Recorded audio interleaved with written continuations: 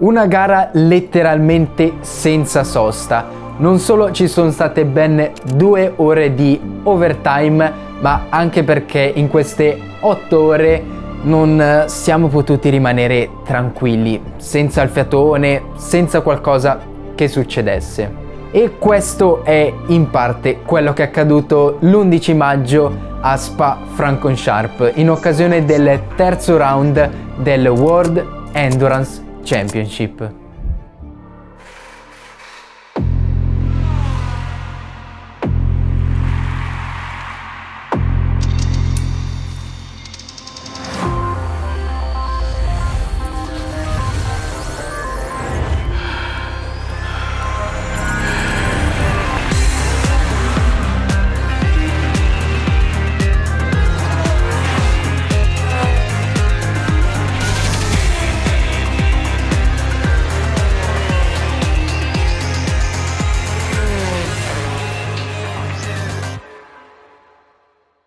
E dopo circa 2 mesi di assenza video, finalmente rieccoci qua, tornati.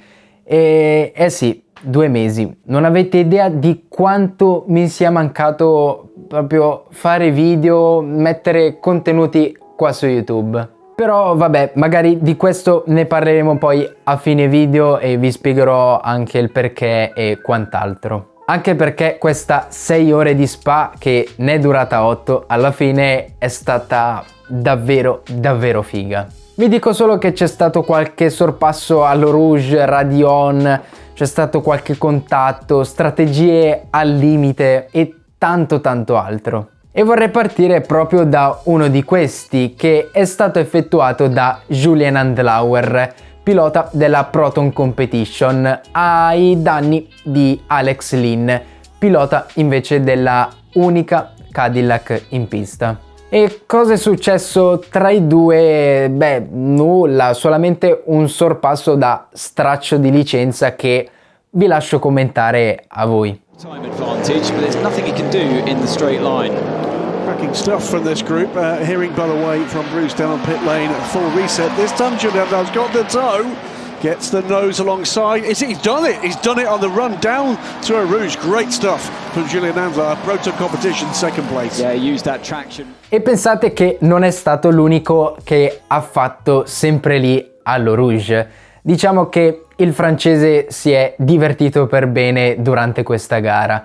E comunque in generale bisogna fargli i complimenti perché ci ha dato davvero dentro sia con lo spettacolo ma anche proprio per il numero di sorpassi in sé che ha fatto e poi anche tanto di cappello perché ha fatto buoni punti per il campionato. Anche a luci spente diciamo che sono più che d'accordo con la proposta del pubblico di proclamarlo MVP della partita. A parte gli scherzi, lui e il suo compagno hanno concluso infine in quinta posizione, dietro alle 2 Ferrari ufficiali. Quarto l'equipaggio numero 51 e invece terzi Nielsen, Molina e Fuoco sulla numero 50.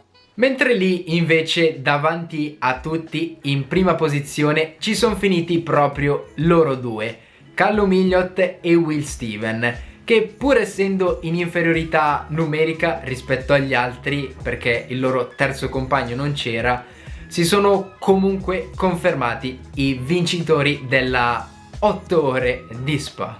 E bisognerebbe non solo ringraziare gli strateghi del team Jota che sì, hanno fatto un ottimo lavoro, ma un grazie va anche a Earl Bamber, il secondo pilota della Cadillac, che di certo con il suo incidente all'uscita dell'Eau Rouge ha stravolto completamente le sorti della gara, visto che ha fatto inserire una bandiera rossa.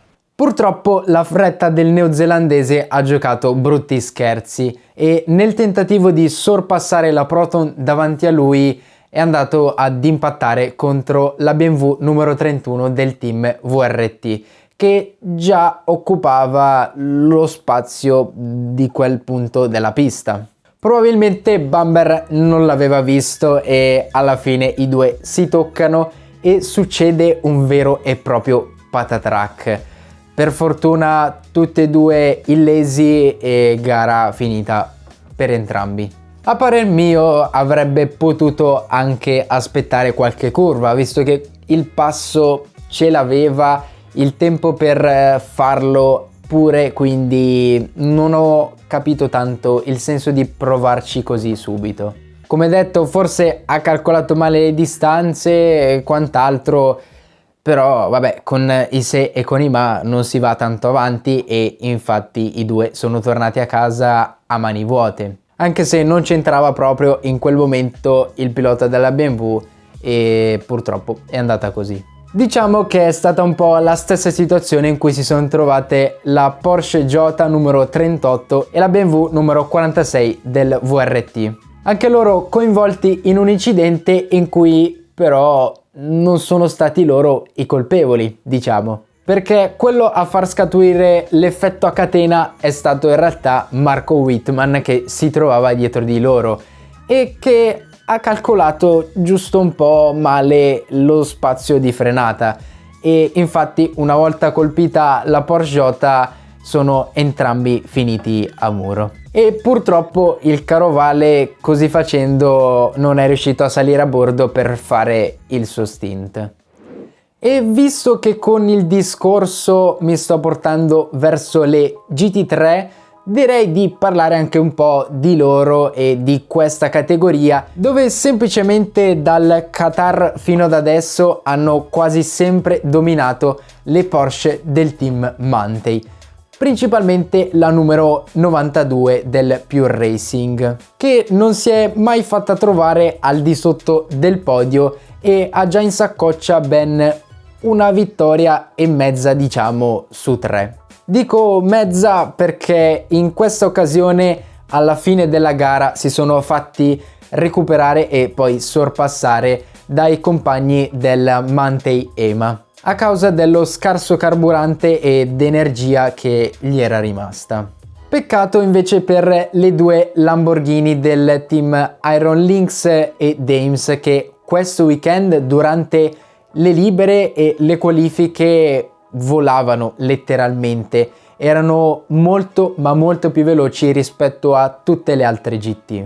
E a dirla tutta, anche in gara se la sono sudata e battagliata fino all'ultimo, però a malincuore un calcolo sbagliato del carburante li ha costretti a rientrare per fare uno splash and go e alla fine hanno perso l'occasione della prima posizione. Certo, un terzo e quarto posto che si sono accaparrati non è niente male, però suona diversamente rispetto a vincere la gara. E c'è da dire in realtà che con quel carburante che avevano ce l'avrebbero potuta fare comunque a tagliare il traguardo. Si sarebbero presi sì un rischio, ma tanto in seconda posizione, dove c'era proprio la Porsche, non ce l'avrebbe comunque fatta a recuperarli perché c'era un distacco enorme.